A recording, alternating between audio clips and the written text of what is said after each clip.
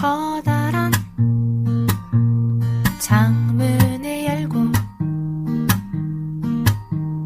는 그냥 영화를 보네. 창밖의 영화.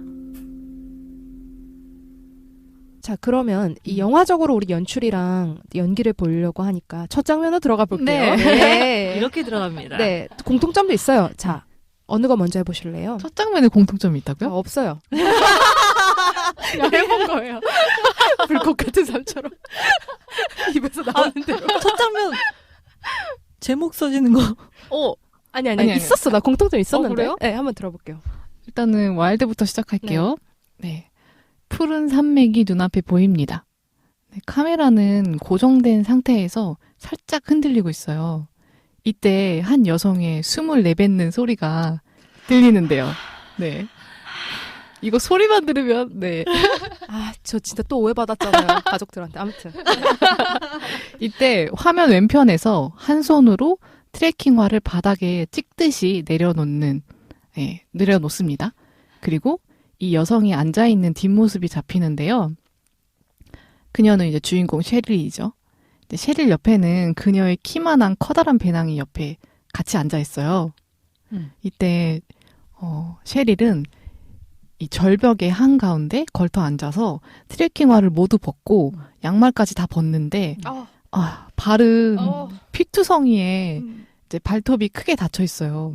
이 발톱이 깨진 상태에서 걷다 보면 상처를 계속 건드리니까 이제 셰릴은 이제 못이 못 될 바에 망치가 되자라고 혼잣말을 하면서 발톱을 이제 스스로 뽑습니다. 하면서. 진짜 이때 큰 고통을 느끼면서 비명을 지르다가 몸을 크게 움직이자 그 옆에 앉아있던 커다란 배낭이 앞으로 쏟아지면서 벗어놓은 트레킹화 하나가 절벽 아래로 이제 굴러떨어져요. 이때 셰릴이 참담한 상황에서 화풀이를 하듯이 마저 남은 트레킹화를 힘껏 던져버립니다. 이 분이 안 풀린 그녀는 고요한 산속에서 비명을 막 지르는데요. 그리고선 앞으로 이제 영화에서 등장하게 될 장면들, 셰릴의 기억 속의 파편들이 빠르게 이제 스쳐 지나갑니다. 그때 타이틀 와일드가 뜹니다. 네. 와일드 첫 장면. 굉장히 참담하고 어려운 상황으로 시작하죠. 네. 지금 오프닝 좋았던 것 같아요. 좋았어요. 그런 경험, 발톱 경험 있으세요? 저 실제로 이 트레킹에 비할 바는 아니지만 제주도 올레길을 걷다가 발톱 빠졌었어요. 아 진짜? 네. 그 빠져요? 오래 걷다 보면? 네. 얼마나 걸으셨길래? 저 한 보름? 많이 걸으셨네. 우와. 발톱 빠지고 멍도 장난 아니고요. 여기저기 부딪혀서. 누구랑 가셨어요? 혼자요. 혼자? 언제? 꽤 됐어요. 7년, 8년? 그럼 셰릴을 제일 이해 잘 하실 수 있을 것 같은데. 그러게. 저도 그때 사실 다녀와서 많이 바뀐 것 같긴 하거든요. 네. 그냥 그때 남자친구랑 헤어지고 너무 안 좋게 헤어져서 이 멘탈 정리가 안 되는 거예요. 그러다가 저는 사실 혼자서 여행을 해본 적이 한 번도 없었어요. 그래서 주변 사람들이 여행하는 게 그렇게 좋댄다. 혼자 한번 가봐라. 그때 제가 당시 멘토로 모시고 있었던 선생님께서 그런 얘기를 하셔가지고 멀리는 못 가고 제주도 3박 4일 갔다 오자 하고서는 3박 4일용 왕복 비행기를 꿈꾸선 갔어요. 그래서 옷도 저는 한 벌 입고 한 벌씩만 가져왔어요. 여분으로. 속옷 포함. 속옷, 양말, 뭐 레깅스, 티셔츠 이래가지고 그냥 걷다 보니까 너무 좋아서 돌아오는 비행기를 계속 취소를 한 거죠. 연기를 하고 하다가 결국 한 보름 정도를 거기서 옷 2벌 가지고 지내면서 있었는데 네. 딴 거보다 저는 진짜 약간 자연이 해답을 가지고 있다? 뭐 이런 거 좀 믿어요. 네.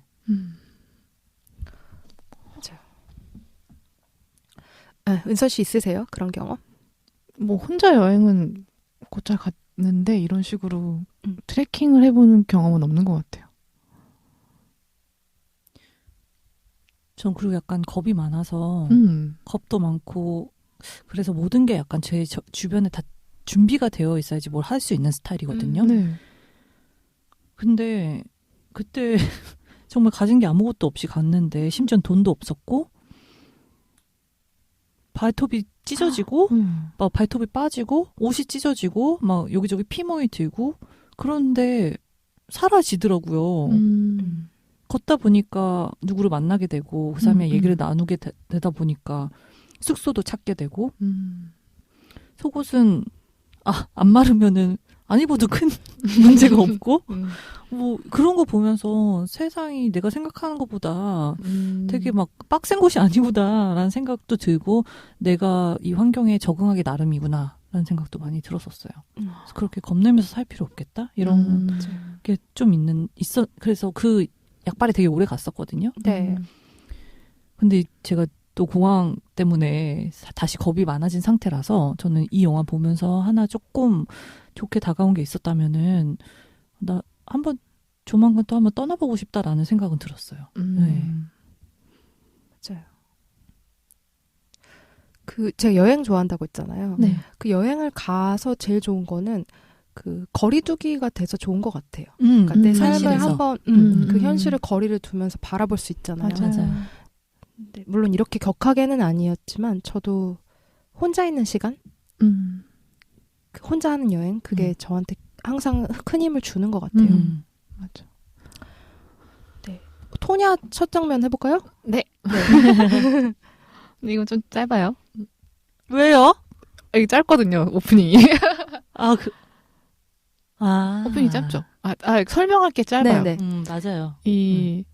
처음부터 바로 아이토냐, 이제 타이포그라피가 뜹니다. 근데 색깔은 기억하세요? 분홍색. 보라색? 분홍보다는 조금 자주색? 또 그 줄무늬 원피스 논란인가요? 나는 골드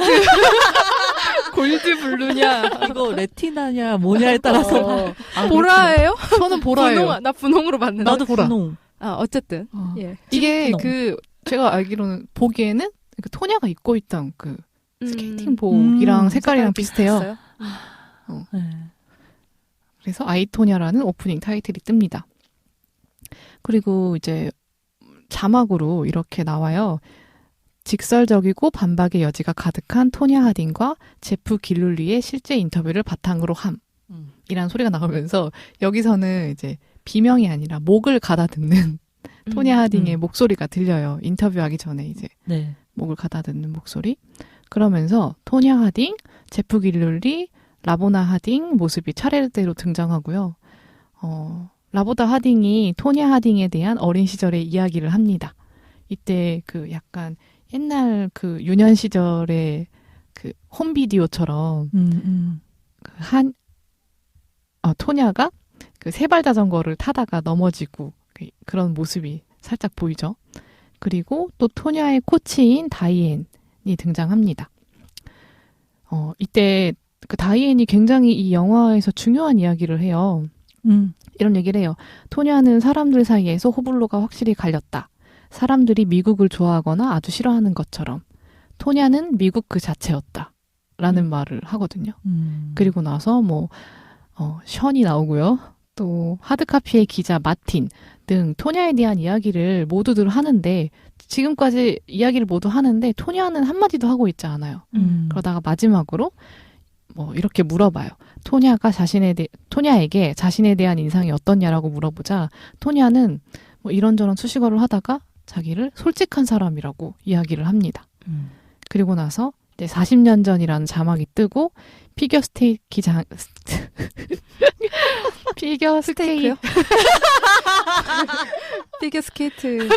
네, 피겨 스케이팅장에서 어린 토냐와 엄마의 모습이 보입니다. 네, 여기까지. 그 등장 너무 강렬하지 않았어요? 스케이팅 딱 꼬마애와 담배 피는 엄마. 연기 진짜 예술이죠. 너무 귀여워. 설국여자 tilda 스윈튼 안경 그거 쓰고. 약간 좀 비슷했어요. 되게 느낌이. 저는 이 배우 이름이 뭐죠? 제니 무슨 제니인데? 앨리슨인가? 몰라요. 미친 여자. 앨리슨 제니. 앨리슨 제니. 네. 너무 강렬했던 것 네, 같아요. 맞아요. 진짜. 이 시나리오 작가랑 둘이 되게 친해서 거의 앨리슨 제니를 생각하며 썼다고 하더라고요. 뮤즈구나. 자, 뭐예요 이제? 준비한 게 있긴 있는데 연출 연기? 그렇죠. 연출 연기 해봅시다. 연기. 다 둘 다 이 역할을 딱 만났을 때 굉장히 하고 싶었던 것 같아요. 그래서 이제 제작자로서도 그러네요. 욕심이 냈네. 네, 욕심을 냈고.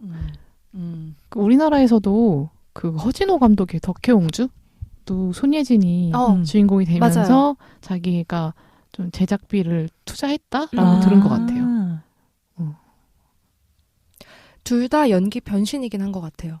그러니까 리즈 위더스푼 하면 금발이 너무의 그 사랑스러운 모습이 더 요정 같고, 근데 이 와일드에서는 진짜 완전 쌩얼에다가 노출 수위도 높고 역할 자체가 건강한 역할은 아니잖아요. 네. 좀 피폐한 역할이고, 근데 되게 잘 어울렸던 것 같아요. 마고 로비도 되게 전형적인 미인인데 네. 여기서는 교정기 끼고 머리 가발이긴 한데 막 그 교정기 낀 거예요? 처음에 어렸을 때 모습 한 15살이라고 그때 표현될 교정기 때. 끼고 있더라고요. 아. 그 나중에 뺀 것 같긴 한데 그러니까 예쁘다고 하기에는 좀 촌스러운 모습으로 나오게 되죠. 네.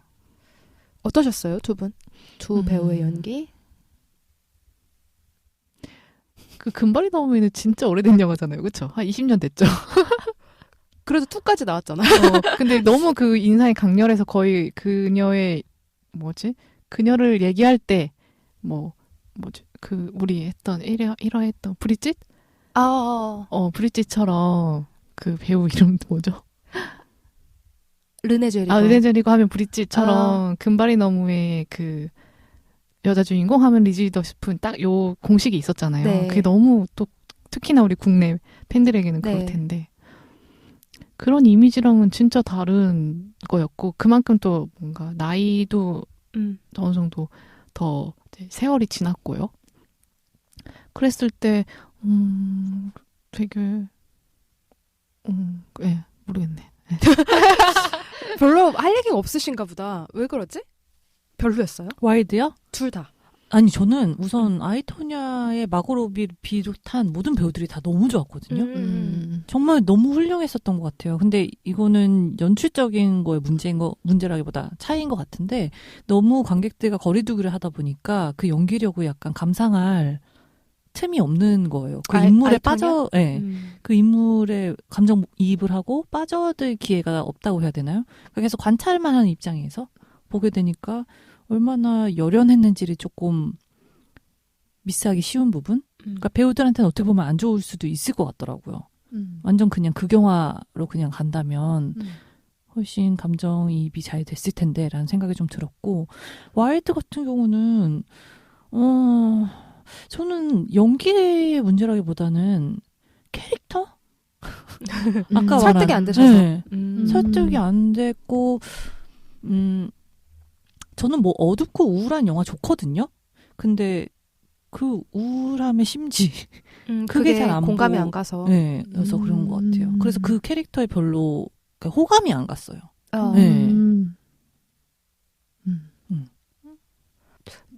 제가 처음 영화 감상했을 때, 저 이번에 본 건 아니고 전에 봤을 때 그때의 감상이 그랬거든요.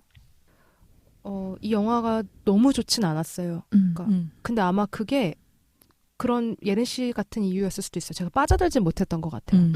근데 이제 제가 준비하면서 이번에 다시 보면서 더 좋아지긴 했거든요. 근데 이거는 제가 물론 영어를 잘 못하긴 하는데 자막으로 한국어 번역돼서 나오는 거하고 이게 원작이 굉장히 잘 쓴 에세이잖아요. 근데 거기서 문장을 많이 가져온 것 같아요. 근데 그게 아름답고 그건 모국어로 느낄 수 있을 것 같고 맨 마지막 대사도 그렇고 저는 무슨 말인지 아시겠죠? 그러니까 그거를 조금 염두에 두고 더 영화를 봤을 때 이게 소설이 에세이가 원작이고 좋은 문장들을 낭독하는 방식이 어쩔 수 없이 차용되었고 생략된 것들이 있을 거고 그거를 제가 이해를 하고 그 영화를 접했을 때는 되게 아름답게 느껴지긴 했거든요. 그리고 이 문학이라는 것이 이 셰릴한테 너무 중요한데 그게 이 영화에서 많이 안 담긴 것 같아요. 그냥 인용구로. 사실 문학 전공이었다는 거 지금 오늘 얘기하면서 그래요? 알았어요. 그러니까 이 여성에게는 문학이 너무 중요해요. 그러니까 엄마하고도 같이 문학 전공을 했고 결국에는 짐 안에 절대 버리지 못하는 건 엄마가 좋아했던 작가의 책이거든요. 네. 근데 그런 식으로 이 문장 그리고 문학이라고 했을 때 저도 이제 문학을 해서 그런지 모르겠는데 그냥 이해한다는 입장, 그러니까 그런 문학적인 인간으로 제가 조금 더 마음을 열고 다가갔을 땐 더 좋더라고요. 그리고 마지막 대사가 저는 되게 좋았어요. 이 와일드라는 제가 해석한 게 정확한지는 모르겠는데 그녀가 그 마지막 문장을 말할 때 드디어 그 와일드했던 삶은 이미 지난 거예요. 네. 이제 해소가 된 거죠. 네. 그게 너무 아름답게 딱 다가왔거든요. 근데 전에 봤을 때는 마지막 문장도 너무 좀 비문처럼 느껴지고 한국어로 번역된 거는 와닿지가 않더라고. 그럼 여름애님이 해석한 마지막 문장 말씀해 주시면 안 돼요? 그거예요, 저는. 뭐죠? 그 제목인 와일드가 그녀가 지금 현재 겪고 있는 산이 아니라 저는 처음에 봤을 땐 그냥 와일드한 그죠. 그런 거라고 느껴졌는데 이번에 보고 느낀 거는 이 와일드는 그녀의 지난 삶. 근데 이제 더 이상은 그게 나한테 와일드하게 다가오진 않는 거예요. 해소를 한 거죠, 그녀는. 그러니까 이 산행을 통해서 그 거친 기억들은 더 이상 그녀의 삶을 발목 잡지 않을 거라는 느낌이 전 딱 들었거든요. 저도 그 마지막 나레이션 할 때 저도 그 해석이 좀 아닌 것 같은데 모르겠는데 근데 그 리즈 위더스푼의 목소리가 너무 좋았거든요. 너무 좋았죠. 그니까. 그래가지고 이 영화가 둘 다 이제 실존 인물들에 대한 이야기잖아요. 네. 그래서 실존 인물을 이제 영화화 했었을 때 어떤 점들이 있을까 생각을 했는데 저는 연출도 연출인데 전 배우의 지분? 배우의 어떤 배우가 이 영화 안에서 가지고 있는 입지가 거의 감독을 전 뛰어넘는다고 생각이 들어요. 그럴 수 있겠다. 그 인물을 정말로 연기를 해야 하니까. 그거는 그러네요. 배우가 하는 일이잖아요. 정말 그 사람의 내면 안으로 아예 들어가야 되는 사람은 감독이 아니라 배우잖아요. 다른 영화도 뭐 마찬가지겠지만 네. 특히나 이렇게 실존 인물들의 한 일대기 혹은 뭐 중요한 어떤 시기들을 딱 그 보여주는 영화들을 보면은 그래서 그런지 아까 우리가 얘기한 것처럼 정말 그 배우들이 자기가 정말 해보고 싶은 캐릭터라서 너무 좋아서 이거의 제작이 정말 돼야 되겠다라는 의식을 갖고서 함께 이제 프로듀싱에도 참여하게 되는 것 같아요.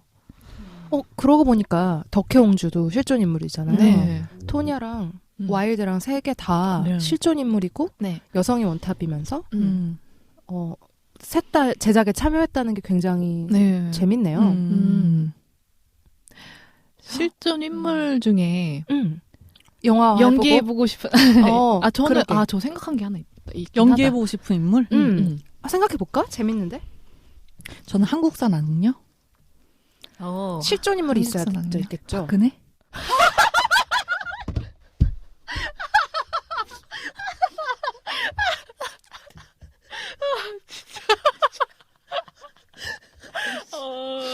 와 시간 추가하기 잘했다. 나가도 되나? 돼야 돼. 이건 되지. 오. 와. 재밌지 근데 않나요? 이거 내가 투자하고 막 몇 살 때? 몇 살 시기? 삶이 길잖아요. 정치에 참여하게 된 시기도 그거 길고. 보셨어요? 그 라비앙 루즈 보셨어요? 라비앙 로즈? 네. 못 봤어요. 에디트 피아프 봤어요. 그리고 그 만일공짜리가 다 하잖아요. 늙을 때까지. 네. 저도 그래야지. 구치소에 있는 것 같아요. 아니 아직 끝에 어떻게 될지 모릅니다. 그렇죠. 또 MB 나오셨기 때문에 곧 나오실 수도 있고. 은선 씨는 관심 있는 악녀 있으세요? 저는 악녀는 아니고요. 네. 여성의 삶과 네. 제가 한번 좀 진짜 관심 있어하는 실존 인물이 있어요. 싱어송라이터. 여름에. 여름에 언제적 삶을 3년 전. 한국에서 여성 싱어송라이터로 좀 뭐 최초인지는 잘 모르겠지만 여성이 직접 자기가 작사 작곡한 노래를 가지고 노래를 부르는 가수인데요. 장덕이라는 알아요. 가수. 네, 저 그분이 좀 흥미를 갖고 있거든요. 그 당시에 또 싱어송라이터 여성의 삶도 좀 궁금하더라고요. 몇 년 전, 80년대죠? 80년대? 네. 그래서 제 거 줄넘기 영화에 네. 저 그 노래 너무 좋아요. 엔딩에 나오는 음악이 그 장덕의 안녕히 가세요라는 노래거든요. 그 어떻게 쓰실 수 있었을까? 그거를 제가 그 노래를 제가 그 줄넘기를 만들고 나서 이제 음악을 쓰고 싶은데 유튜브에서 저는 좀 정겨운 음악을 찾고 싶은 거예요. 국내 가요 중에. 네. 그래서 막 뭐 양수경 노래도 막 찾아보고 창밖에 뭐 비 내린 뭐 그 노래 뭐죠? 사랑은 창밖에 빗물 같아요. 뭐 그런 식의 약간 노래를 찾고 싶은 거예요. 근데 너무 유명하지 않은, 잘 모르는 지금 약간 네. 회자되지 않는 그렇게 해서 막 찾다가 장덕이라는 가수를 알게 됐어요. 근데 그게 80년대 노래다 보니까 저희 완전 어릴 때라 저는 몰랐어요.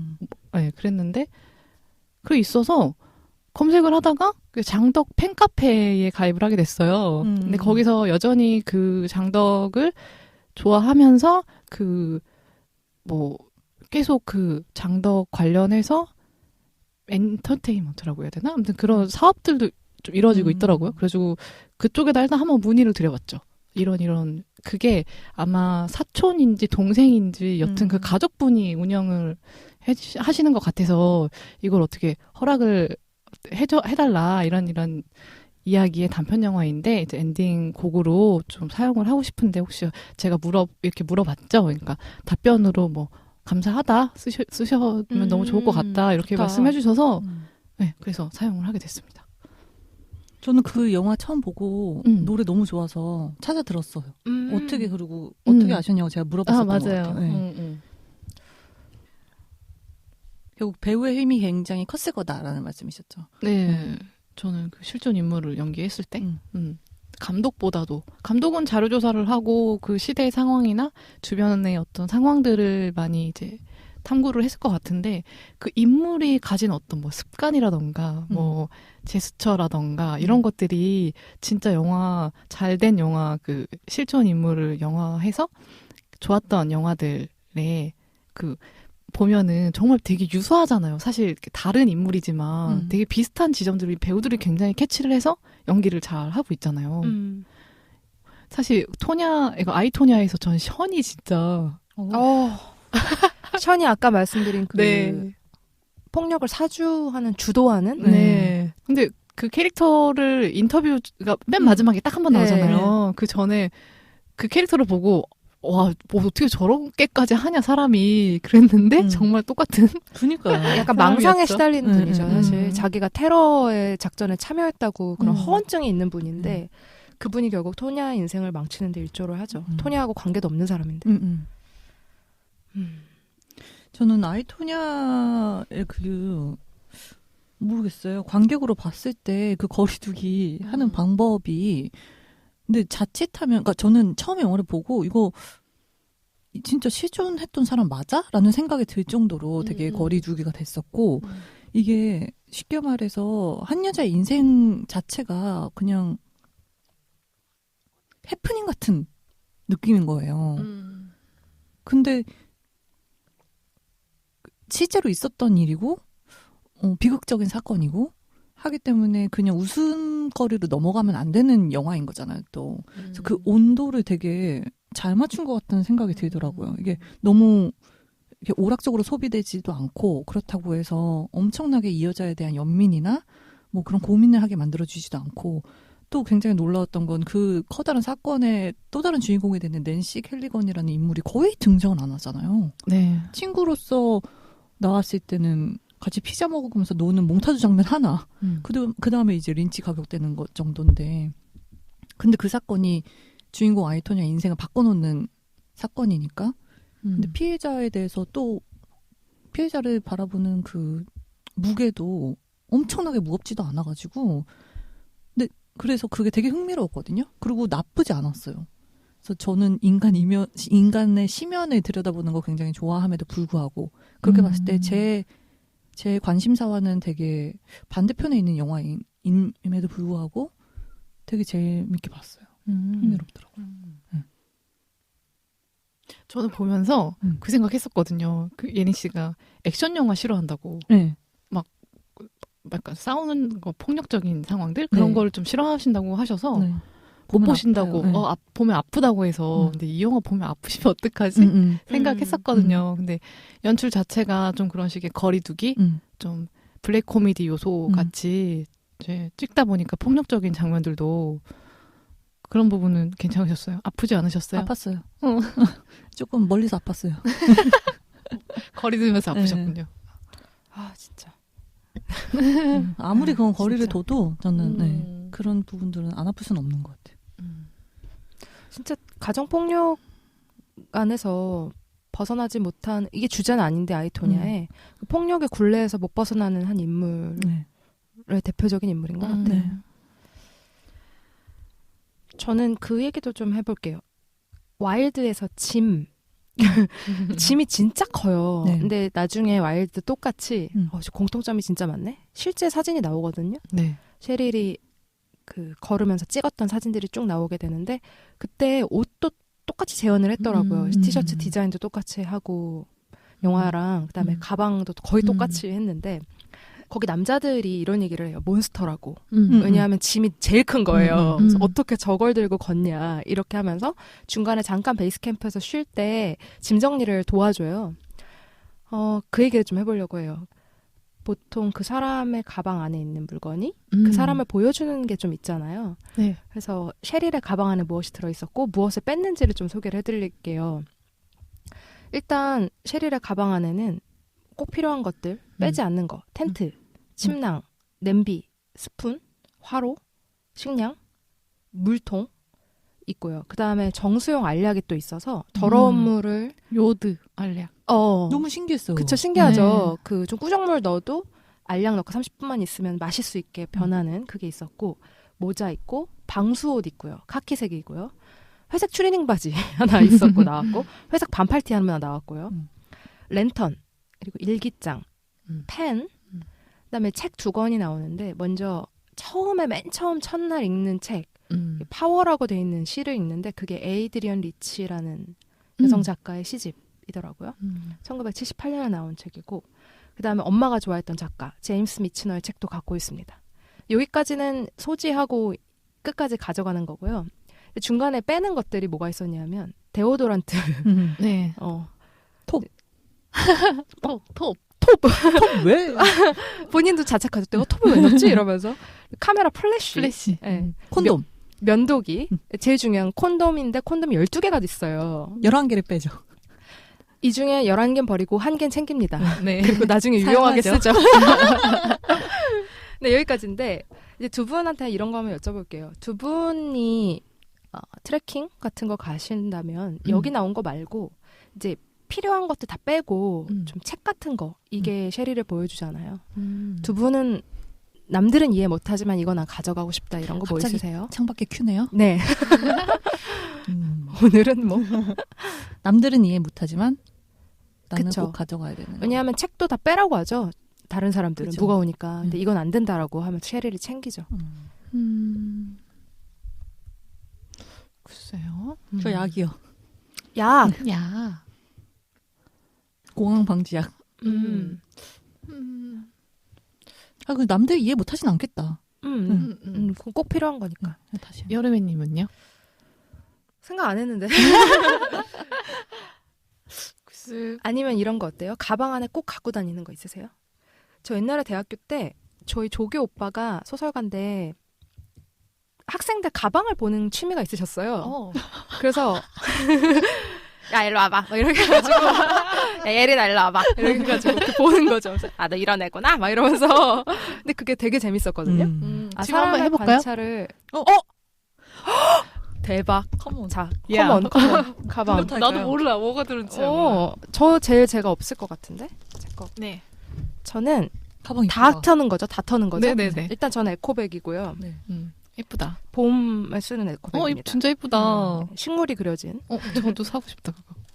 노트북, 노트북 충전기, 그리고 마스크, 미세미세. 그리고 목도리. 간절기. 딱 하나 남았어요. 틴트 끝. 아 파우치도 없이요? 네. 어. 빨간색 틴트 네. 네. 끝.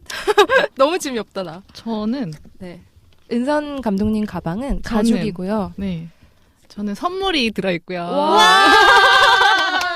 네. 선물 뭔가요? 이따가 이따가 네, 공개. 책이죠. 책 선물 2권. 네, 제목은 안 마스크. 보이네요. 뜯지 않은 마스크. 아. 그리고 오늘 렌즈 꼈거든요. 안경. 혹시 안경? 진짜 집에 갈 때 하려고. 준비성 철저하시네. 그냥 파우치. 파우치 안에 뭐 있나요? 파우치 귀엽다. 파우치 거울이랑요. 물티슈 있고요. 원래 파우치 안에 들어있어야 되는데 빠졌어요. 핸드크림 있고 안경 닦기도 원래 여기 들어가 있어야 되는데 네. 그냥 파우치 바깥으로 네, 그다음 있고요. 에어팟. 에어팟. 하고 저도 그냥 립스틱 하나. 무슨 색인가요? 모르겠어요. 빨강색. 네. 짙은. 이렇게 있습니다. 심플하네요. 네. 은성 감독님도 저보다 조금 많으시네요. 왜 이렇게 커? 뭐 이렇게 커? 저 예린 씨도 에코백인데. 노팅힐. 네, 노팅힐 에코백인데. 쇼핑백이라고 노팅힐에서 제 친구가 사줬는데 예, 되게 예뻐요. 근데 제 에코백이 2배예요. 크기가. 맞죠? 근데 오늘 오기 전에 쇼핑을 해서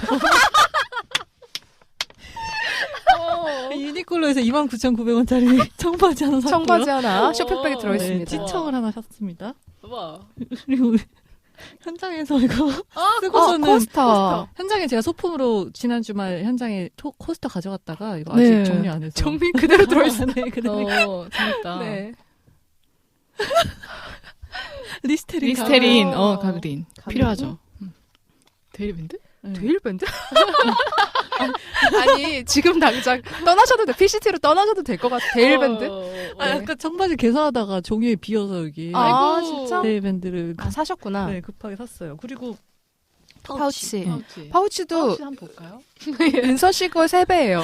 되게 커. 사실 되게 크진 않은데 은서 씨가 작았지. 네. 파우치에 네. 뭐 그냥 팩트, 팩트. 그다음에 약, 네. 네, 틴트, 립스틱. 립스틱, 3개예요. 립스틱. 네, 핸드크림, 핸드크림. 이거 안구 건조증 때문에 눈물 아이드롭, 눈물. 거울, 네. 생리대, 이거 기름 기름 종이. 그리고 겨드랑이 땀 닦는 우와. 이거 짱 아니, 좋아요. 쉐릴의 그 데오도란트랑 뭐가 다릅니까? 다 있네요. 다 있네요. 향수도 있네요, 심지어. 어, 고체 향수. 그거 있어야죠. 콘돔. 써먹었어요.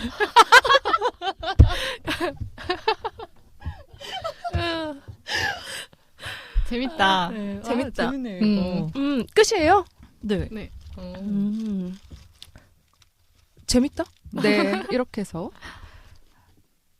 저희 짐까지 봤고요. 어떤 사람인가요? 전 좀 급하게 나온 사람이고 제 생각에 저는 쇼핑을 하는 사람이고 쇼핑을 한 사람이고 저는 뭘까요? 네? 은서 씨는 파우치에 잘 안 넣는 사람이 아닐까요? 다 그래. 근데 안경까지 갖고 나오시는 거 보면 준비성이 그래도 철저하신 것 같아요. 저보단 2분이 훨씬 철저하신 것 같네요. 약간 덜렁대는 예린 씨는 왜냐하면 손이 비었기 때문에 와 재밌다. 오늘 2가지나 샀어요. 청바지도 사고 에일밴드도 사고. 근데 맞아요. 가방 안 딱 보는 걸로 지금 이 사람이 오늘 무슨 일이 있었는지를 알게 되니까 재밌네요. 재밌죠. 네. 그 정리 안 하고. 저희 조개 지난주에 오빠가 지. 생각나네요. 그러네. 자, 이제 마지막으로 기억에 남는 장면하고 연결 컨텐츠로 넘어갈게요. 제가 먼저 할까요? 네. 저는 이 장면에서 막 엄청난 무엇을 느꼈다 그런 게 아니라 그냥 기술적으로 되게 특이하고 흥미로운 장면이었는데요. 아이 토냐에서 네. 토냐가 드디어 남편을 떠나기로 결심을 한 그 장면. 나레이션으로 그게 나와요. 이제 제프를 정말 떠나기로 마음을 먹었다. 그래서 그 장면에서 제프가 침대 위에 앉아있다가 딱 이렇게 오른쪽으로 한 45도 뒤로 고개를 돌려서 토냐를 바라보는 듯 하게 카메라를 바라보거든요. 그럼 그 카메라가 침실부터 부엌, 거실 해서 집 앞을 빠져나와서 집 앞에 있는 차도까지 가서 쭉 사라져요. 한 테이크로. 맞아요. 네. 약간 뮤직비디오의 한 장면 같기도 하고 그래서 그런 연출법 자체가 또 너무 튀니까 이런 게 거리두기가 이렇게 되는구나라는 생각도 들고 이거 촬영 어떻게 했지? 이게 제일 궁금했어요. 네. 영화 뒷부분 아닌가요? 거의 중반? 중반. 네. 이혼하는 부분이니까. 맞아, 이혼하는 부분. 한 테이크로. 근데 모르겠어요. 진짜로 한 테이크지는 요새 한 테이크처럼 보이는 그런 컷을 나누는 장면들도 있더라고요. 어떻게 그게 가능하지? 뭔가 잘 이제 조작을 하면은 정말로 한 테이크가 약간 뭐 CG가 들어가겠죠. 내용을 좀 자연스럽게 이어주는 뭐 그렇게 할 수도 있을 것 같아요. 한 테이크로 찍기에는 여러 번 가면 시간이 너무 많이 걸리니까. 네. 그리고 사실 인물이 계속해서 나왔기 때문에 똑같은 인물이 한 테이크가 아니었을 확률은 그게 당연한 건데 원시적으로 하면은 이렇게 숨었다가 다시 또 나오고 뭐 이래야 되는데. 맞아요. 저도 그 장면 재밌었어요. 네. 한 테이크로 쭉 나오는 장면이죠. 끝. 저는 와일드에서 그 거의 정말 마지막이죠. 그 산속에서 노래를 불러주는 아이. 목소리가 너무 맞아요. 너무 좋았고 그 라마 아이. 맞아 애기. 애기. 근데 그 아이가 이제 아빠에 대해 처음 묻고 그 셰릴한테 그다음에 엄마에 대해 물어봤는데 엄마가 돌아가셨어라고 하니까 보통 우리가 그런 얘기를 들으면은 내가 실수했나 잘못했나 근데 아이는 어떻게 돌아가셨어요? 라고 물어보잖아요. 근데 저는 그냥 그런 생각이 들었어요. 아픔이나 슬픔에 대해서 가끔은 물어봐주는 게 더 마음이 저는 더 좋을 때가 있었는데 이때 셰릴이 그 얘기를 듣고선 그 노래를 이제 듣고 걸어가면서 정말 처음으로 그렇게 무너질 듯이 주저앉아서 울잖아요. 네. 그런 그 장면이 저는 기억에 많이 남았던 것 같아요. 그 아이의 너무 정말 그 순수하게 물어보는 그런 질문들 그리고 셰릴도 거기에 그 물음이 자기한테 어떤 뭐 신뢰가 아니라는 걸 너무나 잘 아니까 좀 편하게 대답을 해주잖아요. 어떻게 해서 돌아가셨어라고 하면서. 그래서 그 장면 좋았던 것 같아요. 애기가 노래 너무 잘했어요. 맞아요. 눈도 파래가지고. 그게 라마예요? 약간 라마처럼 생겼던데. 그것도 되게 약간 좀 신비하지 않아요? 네. 유니콘 같은 느낌. 그 두 사람이 앞으로 이제 가는데 그 두 사람이 그냥 없어져 버려도 이상하지 않을 것 같은 그런 환상 느낌? 맞아요. 이런 맞아요. 느낌도 네. 살짝 받았던 것 같아요. 그 장면이. 저는 아이토냐에서 되게 사소한 장면인데 토냐가 처음에 제프랑 데이트를 막 시작할락말락 할 때 제프의 차를 고쳐주는 장면이 있어요. 그러니까 이게 왜 기억에 남냐면 둘이 데이트를 막 하려고 하는데 엄마가 둘을 불러가지고 막 다그치죠. 너희 뭐 어쩌고저쩌고 사귈 거냐 어쩌고저쩌고 하면서 그러면서 이렇게 얘기해요. 너는 정원사야 꽃이야? 이렇게 물어봐요. 세상의 모든 관계들은 정원사와 꽃이 있어. 나는 꽃이 되고 싶은 정원사야. 엄마가 이렇게 얘기를 하면서 얘는 토냐를 가리키면서 얘는 정말 손이 많이 가고 얘는 꽃이라는 거죠. 근데 결국 이제 제프는 대답을 하진 않아요. 근데 그 다음 장면이 뭐냐면 제프가 자기 차를 이렇게 앞에 열고 고치고 있는데 토냐가 주머니에 손을 꽂고 막 보다가 자기 안 가난하다고 자꾸 어필을 해요. 근데 제프가 솔직하게 우리 집 가난해 이렇게 얘기를 하니까 토냐의 마음이 열려요. 네. 그러면서 제프가 헤매고 있는 거기를 가서 차를 이렇게 쪼이면 돼 하면서 자기가 막 해줘요. 근데 제가 그걸 보고 뭘 느꼈냐면 토냐가 정원사인 거예요. 그러게요. 그래서 제프가 꽃이구나 또. 그러면 결국에는 토냐 엄마는 자기가 정원사라고 했지만 그 사람이 꽃인 거고 토냐는 또 거기서도 정원사구나. 그러면 정원사는 끊임없이 그 돌봐줘야 되잖아요. 네. 그럼 말로는 얘가 꽃이야, 얘는 손 많이 가라고 하면서도 사실 그 진짜 도움을 많이 받고 있는 건 엄마고 그쵸. 토냐가 필요한 건 제프인 거예요. 그래서 그게 짧은 장면인데 너무 슬픈 거예요. 그리고 토냐는 모르는구나. 자기가 정원사인 거를. 그래서 그 뒤에 일어날 약간 불행? 그런 게 살짝 암시돼 있는? 물론 되게 로맨틱한 장면인데 저는 그때 그거 느낀 것 같아요. 사실 진짜 그때까지만 해도 제프가 그런 망나니 줄은 상상도 못 했잖아요. 그러니까요. 되게 좋은 말도 해주잖아요. 맞아요. 그때 너 슈퍼파워 있다고. 그죠? 초능력? 뭐예요? 자, 우리 로마에서 배웠죠. 그런 사탕발리. 그것과 진심과 관계없다는. 반성 많이 했습니다. 보면서. 자, 이렇게 해서 기억에 남는 장면까지 해봤고요. 네. 마지막으로 연결 콘텐츠인데 그래도 저희가 처음으로 이렇게 준비를 해봤잖아요. 네. 그래서 마지막으로 정리를 하면서 끝나면 어떨까? 저는 이거 와일드 얘기 나왔을 때 추천해주신 거 얘기 나왔을 네. 때 그때 우리끼리 얘기할 때 여름애님만 유일하게 이 영화를 보셨었거든요. 맞아요. 그때가 연초였어요. 그러면서 해주셨단 말이 참 연초에 보기 좋은 영화다라고 하셨거든요. 기억이 많이 남네요. 딱 뭔가 새해에 보면 되게 좋을 영화 같아요. 그래서 저도 1월부터 보기 시작해가지고 어제 다 봤거든요. 그렇게 오래 봤냐? 아니, 그녀의 하루에 네, 거의 그런 식으로. 하루를. 그래서 저는 3개월 동안 함께 했어요. 같이 4,000km 걸으셨네. 그렇네. 네. 근데 신기한 게 사실 그렇게 끊으면은 기억이 많이 안 나야 되는데 이 영화는 앞에 게 기억이 안 나도 그냥 계속 하루하루가 또 달려가는 영화니까 그게 뭐 사건이 막 벌어지진 않잖아요. 네. 그녀의 내면 속으로 가는 영화라서 나름 이런 경험도 재밌게 3개월 동안 봤어요. 네. 저도 와일드에 대해서 그럼 마무리를 해보자면 저희 주청취자가 여성분들이고 네. 저희한테 신청해 주시는 영화들을 보면 주로 여성 캐릭터가 강한 걸 추천을 많이 해주세요. 지금 아가씨도 남았고 네. 또 무례한도 그렇고 근데 제가 또 좋아하는 영화들이기도 해서 즐거운 마음으로 준비를 했는데요. 그때 제가 와일드를 몇 년 전에 봤을 때는 사회 분위기가 이거랑 또 달랐거든요. 근데 사회 분위기가 바뀌고 나서 봤을 때 제가 더 와닿은 부분도 많이 있었어요. 거기서 한 기자가 그런 거 물어보잖아요. 당신 불황자죠? 막 이러면서 차 세우고 도와달라고 히치하이킹을 하는데 나 좀 태워줘. 그러니까 당신 태워줄 시간은 없고 여자 불황자? 나 인터뷰 좀 할게요. 막 이러면서 되게 무례하게 행동하거든요.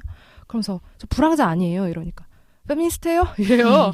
나 페미니스트예요. 그러면 여자 불황자가 페미니스트 뭔지 아시겠죠? 그러면서 진짜 안 태워줘 결국에. 그리고 되게 무례하게 사진 찍지 그렇죠. 마세요. 이러는데 팍 찍어버리잖아요. 그리고 그냥 휙 가버려요. 근데 그때 그 기억이 안 났거든요. 그 장면도 몇 년 전에는. 근데 다시 보니까 우리 청취자들이 왜 이 영화들을 추천을 해주시는지 또 저 또한 또 새롭게 다가오는지 그런 느낌이 드는 거예요. 사회 분위기랑 맞물려서. 그래서 제가 이걸 보면서 느낀 거는 이제 이 셰릴은 걷는데 위험한 상황이 일어나죠. 그러니까 사냥꾼이라던가 네. 묘하게 지켜보고 있는 남자들이나 그리고 그 길에서 만나는 존재의 90% 남자예요. 네. 그리고 5%의 여자, 네. 5%의 동물이에요. 그럼 이게 뭘 의미할까? 제가 그런 생각이 들었어요. 그러면 그녀는 이 길을 걸으면 더 강해지나? 그건 아닌 것 같아요. 왜냐하면 더 위험 속으로 들어가는 거지 더 강해지진 않아요. 그리고 실제로 나쁜 사람들이 있었다면 그녀는 피할 수 없어요. 피하고 싶어도 피할 수가 없는 거예요. 여성들이 그 길에서 그런 나쁜 사람을 만났을 때는. 근데 그러나 그녀는 그걸 피하기 위해서가 아니라 그 상황을 정면으로 감수하고서라도 살아가기로 했다. 저는 그런 메시지로 봤거든요. 그래서 이 PCT를 통해서 그녀가 얻는 게 그런 게 은유하는 거는 가정 밖의 삶, 그러니까 주부로서의 삶이나 가정 안에서의 전통적인 여성의 삶을 벗어나서 사회로 나왔을 때 우리가 만나게 되는 것. 90%의 남자, 그리고 5%의 여자, 5%의 짐승에 대한 뭔가 은유로 보였어요.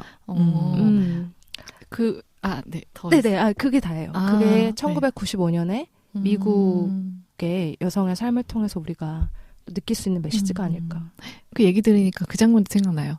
항상 셰릴이 모든 사람들에게 남성들 특히 여자분이시네요? 라는 말을 계속 듣잖아요. 그렇죠. 그러다가 후반부에 자기와 같은 여자 사나이를 만나고 여자분이시네요? 라고 처음으로 셰릴이 말하거든요. 그때 똑같은 말인데 온도가 너무 다르잖아요. 그런 장면이 갑자기 생각나네요. 그것도 너무 좋았어요. 맞아요. 너무 따뜻했어요. 편안했어. 딱 노을 둘이 질 때. 맞아요. 그 장면 지난 다음에 바로 커트 해가지고 뒷모습이 있죠. 두 여자가 왜 서로 왔는지에 대해서 이야기 나누죠. 자, 이제 아이토냐? 저도 지금 여름애님의 얘기를 듣고 좀 생각이 난 부분인데 이 영화에서 토냐가 결국 그 악녀로 상징될 수밖에 없었던 이유는 그때 시대상 우리가 아무리 미국이 좀 진보적이고 앞서가는 나라라고 하지만 그 나라도 90년대 그리고 사실 지금도 그렇고요. 여자들한테 그 부여하는 고정된 이미지가 있었던 거잖아요. 그리고 거기에 벗어나 있는 뭐 헤비메탈을 하고 유치하고 화려한 옷을 입고 손톱을 파란색으로 칠하고 좀 못생기고 촌스러운 그런 여자들을 배제를 하고 자기네 나라의 대표 얼굴이 되는 걸 용인을 못하는 그런 것들이 결국 이 여자를 악녀로 만든 게 아닌가 하는 생각이 좀 들어요. 열심히 삽시다 우리. 네. 자, 이제 마지막입니다. 연결 컨텐츠로 넘어갈게요. 네. 어떤 거 준비하셨나요? 저는 노라 에프론 감독의 줄리 앤 줄리아라는 영화예요. 이 영화 안에서 그 실존 인물이 등장합니다. 네. 전설의 프렌치 셰프 줄리아 차일드가 등장하고요. 배우가 메릴 스트립. 네, 메릴 스트립이에요. 맞아. 또 미쳤네. 네. 여러 명 미치네. 그 메릴 스트립이 이렇게 실존 여성을 연기하는 게 꽤 있잖아요. 그 더 포스트에서도 그렇고 또 뭐 있었죠? 그 노래 못하는 못 봤는데 휴그랜트랑 같이 나온 거. 네, 맞아요. 그것도 있고. 그 여자 영국 수상이 아니라 여왕? 네, 아니야 여왕 말고 거기서 누구죠? 대처. 네, 맞아요. 마가렛 대처. 네, 맞아. 그것도 있었고요. 근데 이 영화는 노라 에프론 감독 영화들을 되게 좋아해요. 어떤 영화 만들었냐면 뭐 유부간 메일이나 셀리와 해리와 셀리가 만났을 때 역시 오늘도 마지막에 한꺼번에 셀리와 해리가 만날까 말까? 셀리부터 이제 바꿉시다. 셀리가 여자니까. 그죠? 셀리가 해리를 만났을 때. 네, 그 로맨틱 코미디 멜로 영화에 되게 굉장한 거장 여성 감독이죠. 노라 에프론 감독의 유작이죠. 줄리 앤 줄리아.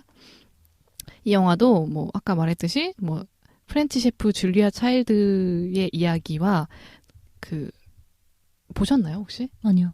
안 보셨어요? 네. 이게 줄리 앤 줄리아잖아요. 네. 지금 말한 게 이제 줄리아고 줄리라는 또 여성이 나와요. 네. 근데 이 두 여성이 젊은 여자죠. 네, 젊은 여자죠. 근데 과거와 현재가 오고 가면서 그 줄리아가 쓴 그 요리사잖아요. 쓴 책을 보고선 블로그로 그 요리를 하나하나씩 자기가 이제 해보면서 포스팅하는 네, 그런 영화예요. 이 줄리도 일상에서 굉장히 어떤 좀 뭐 힘든 상황들을 겪고 있을 때 요리를 하면서 줄리아를 생각하면서 요리를 하거든요. 뭐 그런 과정을 그린 되게 서로 만나지는 않지만 그 두 여성의 연대를 그린 뭐 그런 영화라고 보실 수 있을 것 같아요. 네. 본 것 같기도 하고. 줄리는 누구였지? 에이미 아담스. 에이미 아담스. 네. 저는 제가 덕질을 굳이 했다고 하면 김연아 선수를 좀 했었어요. 그러니까 지금 말고 지금 벌써 30살이신데 김연아 선수 중학교 때부터.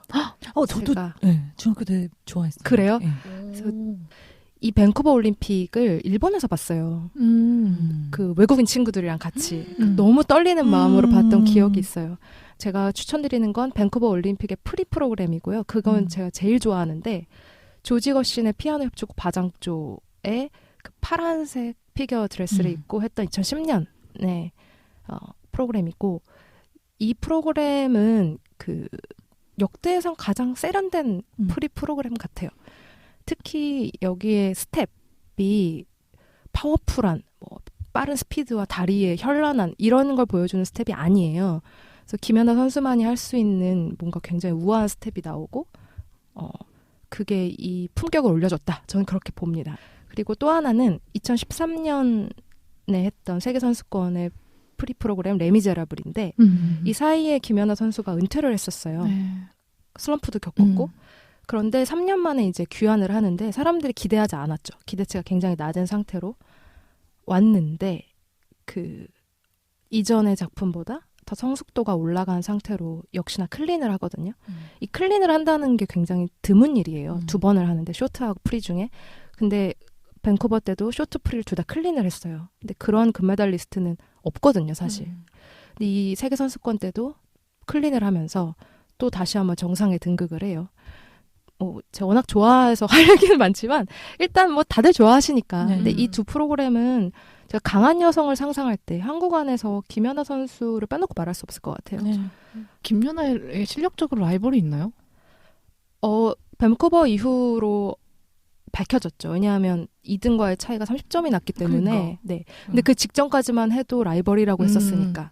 네, 그런 몇 년간의 고난의 여정. 그리고 그녀가 그걸 감수했던 방식이 물론 10대 소녀지만 제가 개인적으로 굉장히 좋아합니다. 네. 네, 그래서 추천드려요. 네. 마지막으로 마지막 저 주예린이 소개하는 연결 컨텐츠는요. 데런 아로노프스키 감독의 블랙스완. 아. 이거는 뭐 피겨는 스포츠로 분류가 되어 있긴 하지만 저는 예술이라고도 보거든요. 특히나 김연아 선수 그래서 네. 되게 좋아했었고 예술적이라고 생각을 했어요. 그분 퍼포먼스는. 근데 이 영화는 정말 발레 예술을 하는 발레리나의 이야기고 나탈리 포트만의 굉장히 멋지고 정말 인생 연기라고 할 수 있죠. 그런 그렇죠. 작품이고요. 그런 연기를 보실 수 있고 이 안에서 또 재밌는 건 엄마와의 네, 그러네. 그 미묘한 또 갈등이 숨어 있습니다. 그리고 그 엄마와의 관계에서 이제 벗어나서 진정한 예술인으로 거듭나려고 하는 그 예술인으로서의 고통이 굉장히 사실적이고 디테일하게 담겨져 있는 작품이라고 생각을 해요. 또 하나 또 여기서 재밌는 건 위노나 라이더. 네, 나오죠. 네, 카메오 정도로 나오는 네. 느낌인데 그래서 이 영화에서 그 뭐 마녀 같은 엄마 그리고 어떻게 보면 또 마녀로 볼 수 있는 그 딸, 그 예술가의 성장, 그리고 이 예술가 사이에 그 뭐라 그러죠? 선배 예술가와 지금 현 시대를 또 주름 잡고 있는 그 후배 예술가 사이의 뭐 기싸움이라고 해야 되나요? 약간 그런 것까지 녹여져 있는 재밌는 작품이에요. 네. 네. 마지막 대사와 장면이 굉장히 인상적이었어요. 뭐였죠? 기억이 안 나네. 아, 영어 대사가 기억이 안 나고. 영어 대사. 되게 짧은 문장인데? I saw perfect? 맞나요? 난 뭐, 완벽을 봤다. I saw perfect. 누가요? 나탈리 포트만이 네, 얘기하는 거예요? 이렇게 쓰러져 있는 네. 상황에서 그걸 들 것으로 추구하다가. 이제 들고 가거든요. 네. 그게 상처 네. 그랬는데 마지막으로 거의 죽어갔다고 해야 되나? 그 직전에 한 말이